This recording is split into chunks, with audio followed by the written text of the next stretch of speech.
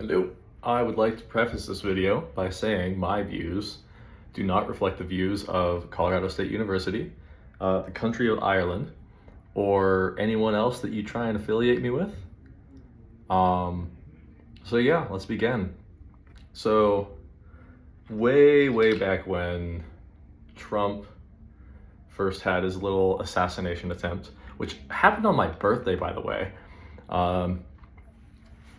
My friends and I were looking at the general response of people, and we saw two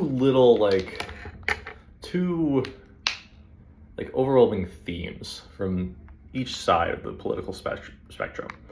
On the right, obviously, you have more of this idea of the deification of Trump, because the sniper's bullet grazed his ear, killed someone else in the crowd, not important to them, or honestly to this conversation.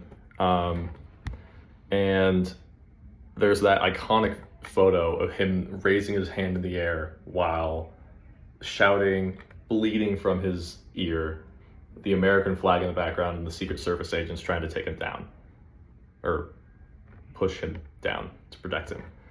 And that photo, I do believe, is going to be one of his most influential campaign photos, as well as it's going to be in every history book in the foreseeable future. It is an iconic photo at this point. And on the other side, the left side, if you will, you had people posting on their social medias about their lamentations that he wasn't killed. They're saying oh, that would have saved me a lot of trouble for the next 4 years. Or, I wish he hadn't turned his head. I wish the sniper was a better shot. I wish he shot more than one time. And at the time, my friends and I were honestly kind of laughing about the whole thing, because we saw this as this guy was so obvious on the rooftop. The Secret Service agents barely did anything to stop it. Gotta be staged to further bolster his political campaign. And we were honestly a little bit horrified at people being sad that he didn't die, because we looked at this as you people are asking for a man to get shot.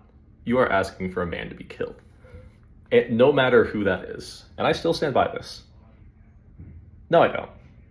Some people deserve it, but I won't go into that. For the most part, no matter who it is, people do not deserve to be shot for their beliefs. Actually, no, for all part. For their beliefs, no one deserves to be shot. And we were really we laughed about it with each other. We were look at these people, they are actually calling for blood. And because of that, he's almost guaranteed to win now, because he's anyone who's on the fence that they have this immortal leader, or a seemingly immortal leader. And he won the election, and that image circulated around social media for a while. And the bit with Trump's assassination attempt is, it was memed on a lot. There were bits of JoJo, imagine Trump had a stand that caught the bullet, or he had some dude watching over him in heaven. I think was a Japanese video game designer. I'm not sure why it was him, but that was one of the ones that I saw. Or there was recreations of the iconic scene at the end of the shooting with him, his fist in the air. There was one I remember was a Captain Underpants holding up the hand, and Harold and George trying to hold him down. But that shooting was memed on a lot, and the thing that a lot of people forget about that shooting is that the bullet, when it grazed his ear when it kept going, and it hit someone else in the crowd behind him, and that person was killed. And no one really talked about that at all. It was all focusing on like the dude that shot him. I don't remember the name of the dude. Like, not really important. It probably is important, but not for this. A couple months later, was it a couple months later? I think it was a couple months later. You had the successful assassination of Brian Thompson, the United Healthcare CEO, by one Luigi Mangione. Now, this one was way different than Trump's and from Charlie Kirk's, because Brian Thompson was a CEO of a healthcare company that was not doing healthcare. They kind of failed at like their whole purpose.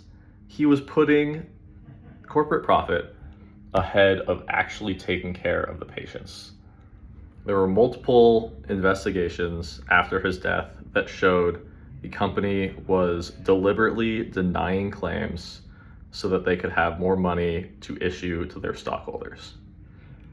And this caused an uproar of people realizing how corrupt and messed up the health insurance system is in the US. And this began the start of a movement that made people realize racism and like party divide is all like a distraction to prevent us from seeing classism. The divide between the lower and middle class, and even upper class people, between the way 1%, 0.1% of people. And that assassination was widely regarded as a good thing. And my friends and I, we look at this and we were like, you know, Brian Thompson, directly or indirectly through his policies, caused the deaths of thousands of people that could have been prevented had he not done what he did. And so, in a sense, we saw it as one life in exchange for thousands. Except no exchange really happened. It was one life to pay for the loss of thousands of lives.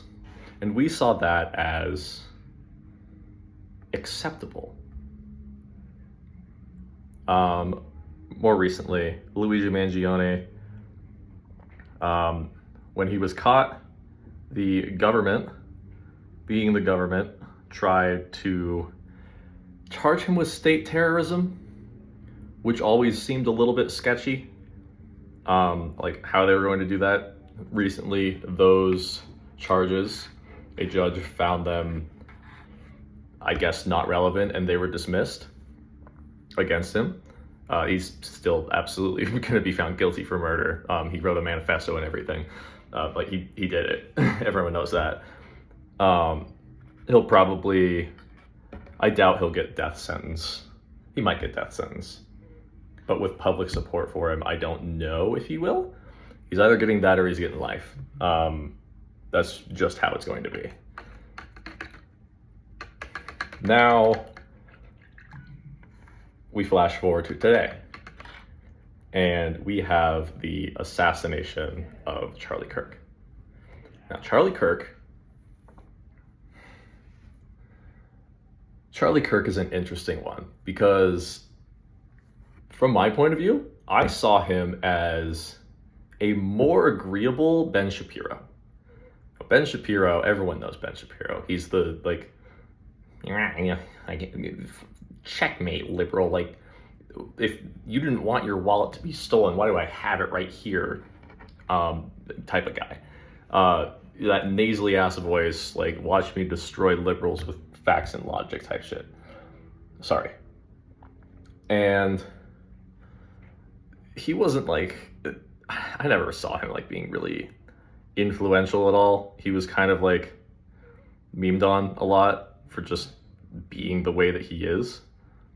But Charlie Kirk is a more interesting one because he was in my opinion, a better debater, a better conversationalist, just like actually like talking with people, not just arguing with them.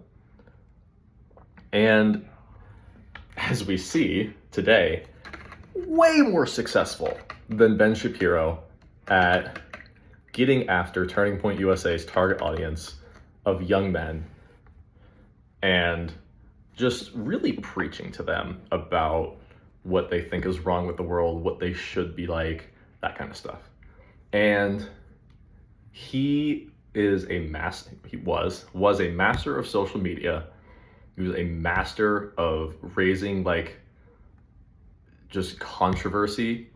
He was a master of just getting a crowd to come like talk to him and like try and prove it. I'm pretty sure he had like a whole series called Prove Me Wrong. Like that was his whole thing during like this tour that he was doing like in this year.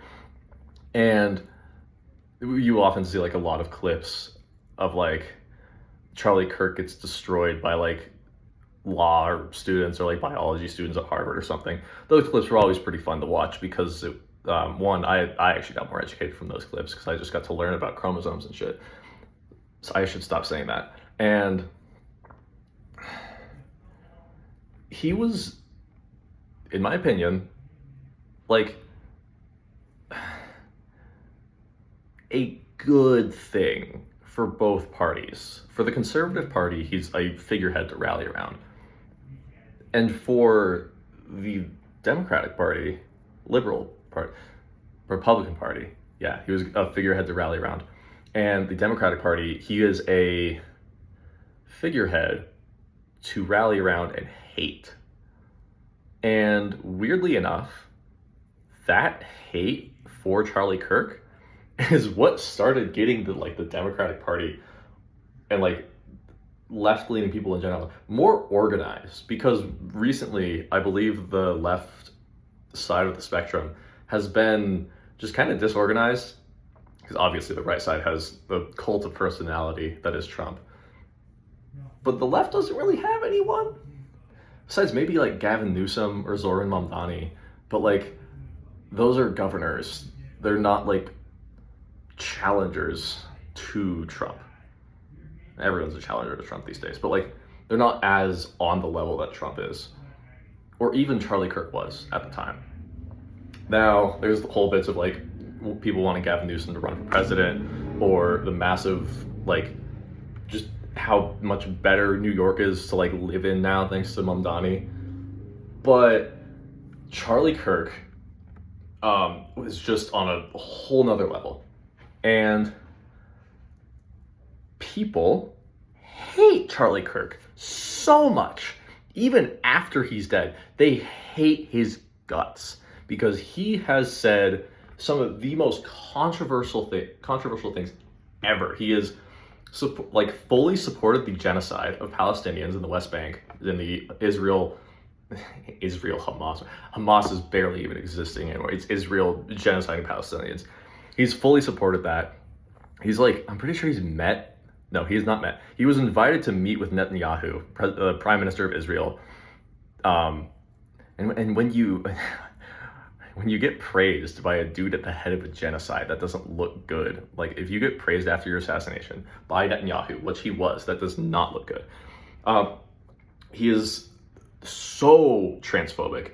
He has really traditional views on like women in the household, which like there's like the whole trad wife movement going around, but like it's really sexist, and like the shit he was saying, the stuff he was saying was really misogynistic, and he was not a good person. Actually, well, there's the thing. He said terrible things, but no one really knows what he was like as a person in terms of the stuff he did. So this is like my main point. No one deserves to die for what they're saying. Everyone has a right to exercise their free speech. And the shooter was not a government hire, to our knowledge. So there are, just as with the Trump assassination attempt, there are many theories saying, like, really crackpot theories, but like it was staged to use Kirk as like a martyrdom for trying to like speak the conservative way. But I don't believe that shit, man. And okay, the thing about Kirk is he didn't do anything. He did nothing. He said a lot of things. And those things were super inflammatory and drove hatred in like his group. But Kirk himself never did a thing. Now Trump is at the very least, he's a felon guilty of 34 different charges. And definitely like a whole lot more, but like stuff that we just can't prove yet. So, and he has done really awful things while he's in office. All of the tariffs, all of the support to Israel and supporting that genocide, the weird back and forth with the Russia-Ukraine war, the mass deportations, the rise of really just Nazism in his party. He's a cult of personality. He's silencing the media. He is dismantling our democracy in every way that he can. He has done so much stuff that at this point, my friends and I have had the conversation, maybe those people back on July 13th of 2024 or 2024 were right. We would have been saved so much trouble had he died. Back then, I don't think he deserved to die. Now, no comment. Because that'll get me in so much trouble if I say anything against the president at this point. Brian Thompson, discussed that. He caused the deaths of preventable deaths of thousands of people by denying claims. But Charlie Kirk didn't do anything. Now, hate the man or love him, I do not think it is appropriate to celebrate his death. Because his death was, one, on a college campus in front of hundreds of people. Two, in front of his wife and children who had to sit there and watch their husband, father, die in front of them, which nobody deserves to see. Three, on all over social media, live TV, various forms of media, just replaying the moment of his death over and over and over again. So the entire nation has to see this guy get shot. And all of this together has driven such hatred and such vitriol and such bloodlust from people. I have seen multiple videos of people creating like entire videos just around the celebration of this guy's death. And these are videos from like people that I thought were like pretty chill people, like musicians. Like there's a ska punk musician that I follow. He makes really good content.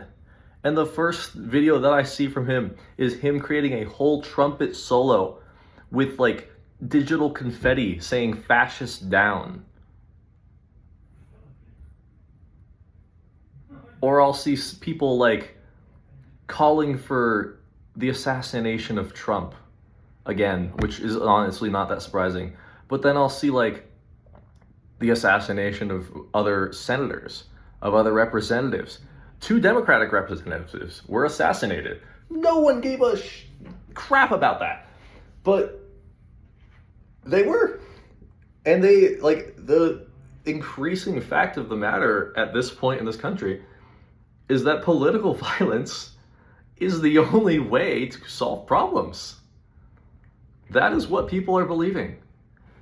Gone are the days of the 60s where you could have a march across an entire city peacefully protesting against like racist laws and get results from that. Gone are the days of the Vietnam War protesting the war in another country that we didn't want our young boys being drafted into to go fight in that didn't benefit us.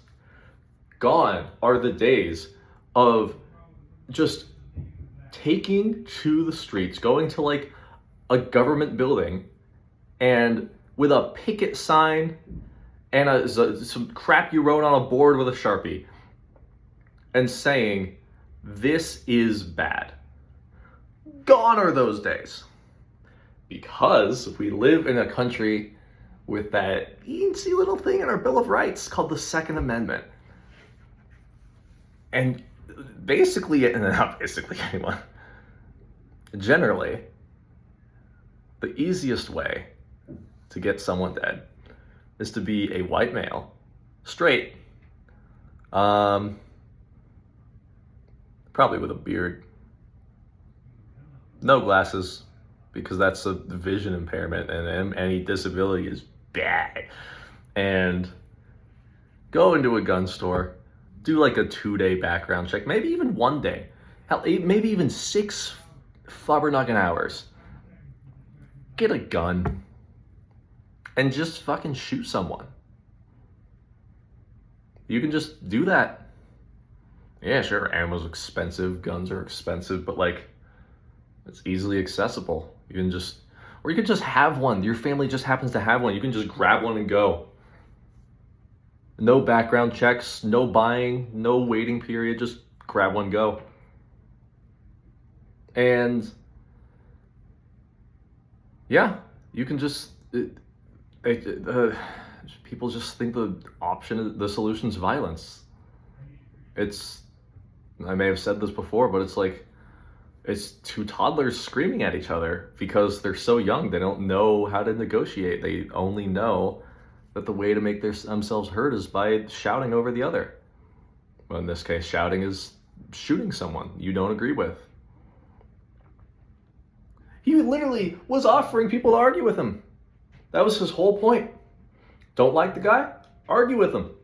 Sure, you're doing what he wants, but like at least you're making your voice heard. Now,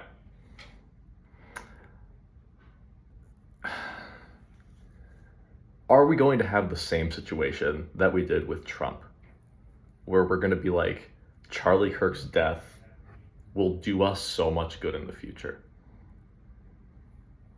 Because at this point we realize, had Trump died, we would not be at this point. Hell, if Trump had died, I don't think Charlie Kirk would have died. Because there wouldn't be so many people like with this vitriol, with this like genuine hatred of people that are different from them that the Republican Party has now. And I don't know. I can't say for sure because now the dude is actually dead. And we don't know what it would have been like had he continued to do so. Because once again, all he does is say stuff. He doesn't do anything. So yeah, maybe the people that he like talks to might have become more like violent or extreme, but like they're already so violent and extreme that we kind of like maybe wouldn't notice. And so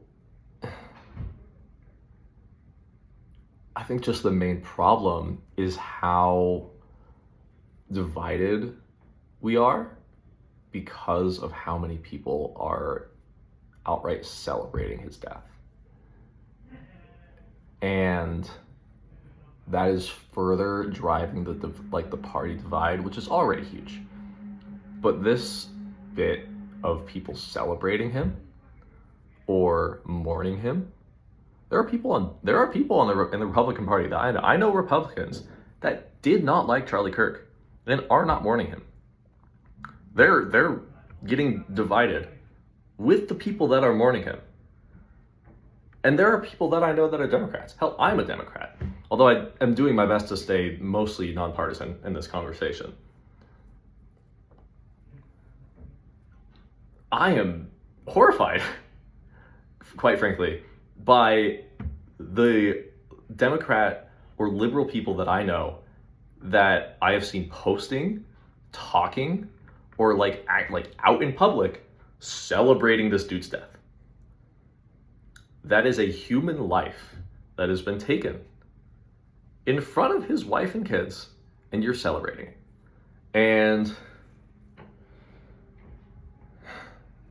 it makes me concerned about where this country is going. Because quite honestly, with Trump's whole bit of doing the Hitler rise to power, but on the other side with the incredible pushback against that, and with the advent of newer technology and social media and just ways to see what is going on in the world, I could honestly see either one, a civil war in the future. Not like this close, not within the next 4 years, but very possibly if Trump tries to do a third term thingy, very possibly there could be a civil war. Or more likely than the Civil War, still not very likely, but more likely, I can see it feels really weird to say this, but a revolution happening because of the other revolutions around the world in Nepal, in Indonesia, and in one other place that I can't remember. In those places, there have been youth rising up against a corrupt government and succeeding in overthrowing the government and reinstating a democracy in its place. And I can see the US getting inspired by those revolutions and attempting one of their own. Or, hopefully, it all just blows over.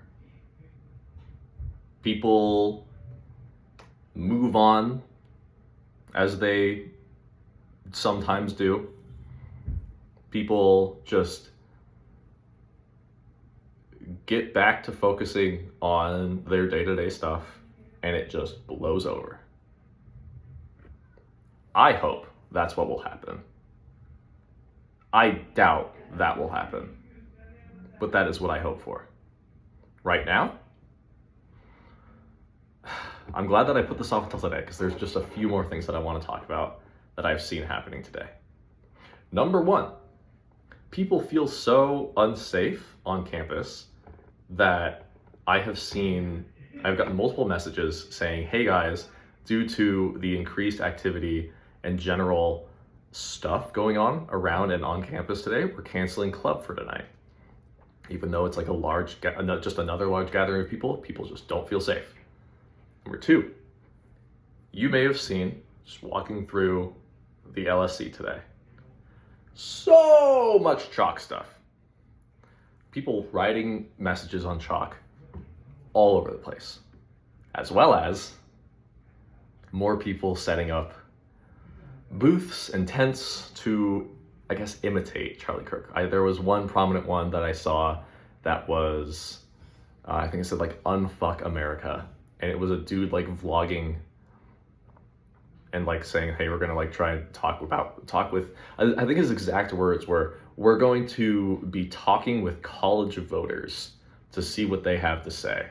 And there was another two people I don't know if they were part of that little Unfuck America thing or something separate, but they were like having a debate, and I could not tell who the like host or leader of it was, because one of the like dudes that was talking was in a business suit, and one of the other dudes that was talking was wearing a shirt that said, and I quote, "No scripture detected, opinion rejected." And I was like, that sounds like it was scripture not detected, opinion rejected. And I was like, that sounds like a slogan for a Christian or something podcast. And I would not be surprised if he showed up on campus to like debate the dude or something. But I couldn't tell like who was supposed to be the host. There were messages on the chalk. The chalk was fight fascism, fuck Donald Trump.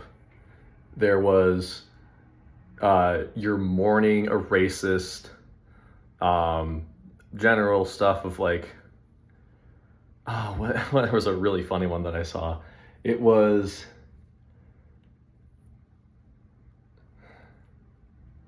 it was like some word that was crossed out. I think it was like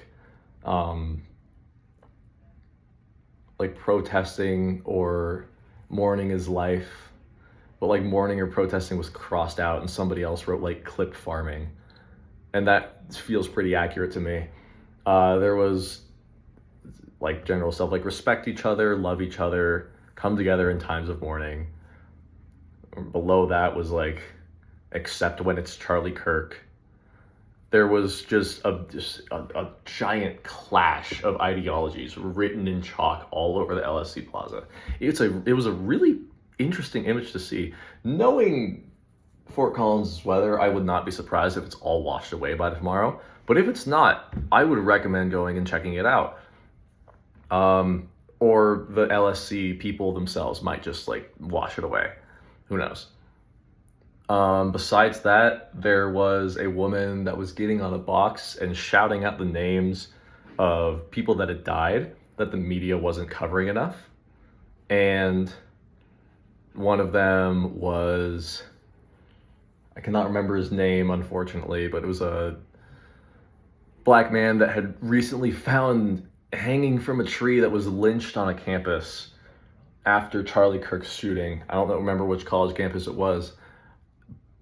But that should really show you, like, one, what the media loves to focus on, and two, how brave, actually no quotation marks, that is just brave, how brave people get when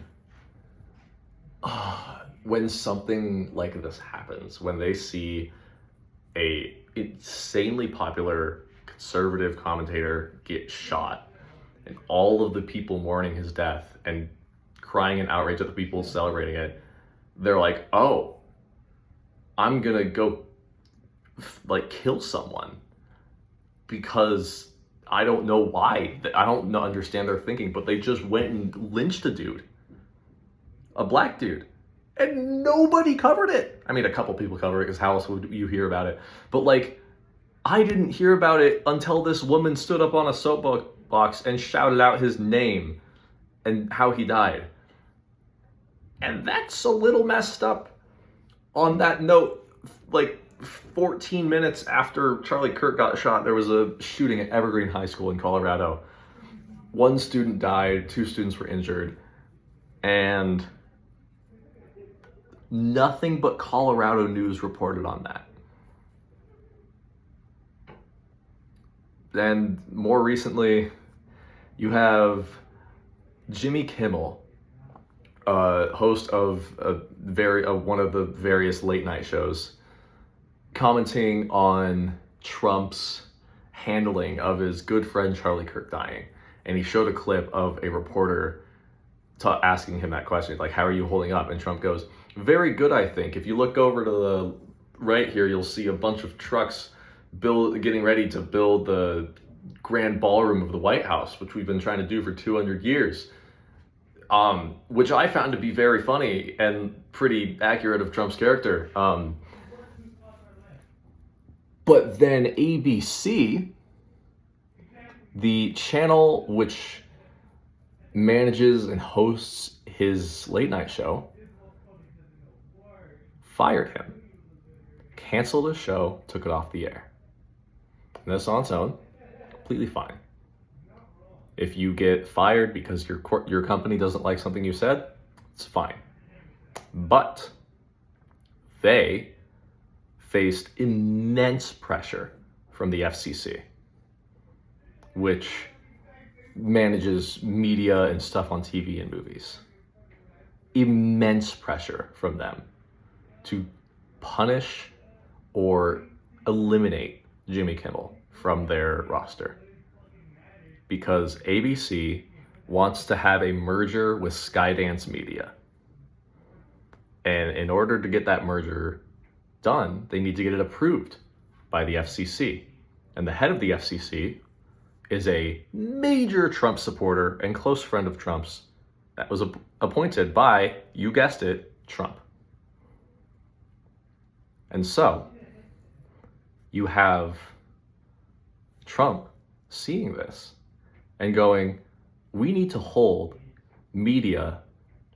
TV media accountable for what they say, because they say lies, they say slander, they defame my name and Charlie Kirk's name. And he wants to sign into law that TV corporations will be held accountable for what is said on their channels. And that, my dear friends, is where we are now. The slow, methodical dismantling of free speech. Because who is going to speak out against Trump if they don't see their favorite late night shows? Jimmy Fallon, Jimmy Kimmel, I believe Seth Meyers was canceled earlier this year. Saturday Night Live, a show that has been running for over 50 years, could get taken off of the network because they ran a skit or a cold open or a weekend update that slightly mocked Trump or said something bad about Charlie Kirk. Just gone.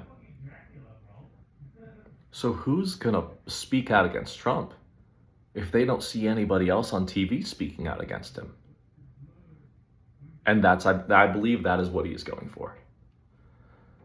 And so with that, I'm going to leave it there. I am worried for our future with what's going on. And I'm hopeful for our future, that people will see what's going on, read the writing on the wall, see what happened way back in 1939 in Germany, and recognize what's going on today. Thank you for watching or listening or both. And I'll see you around.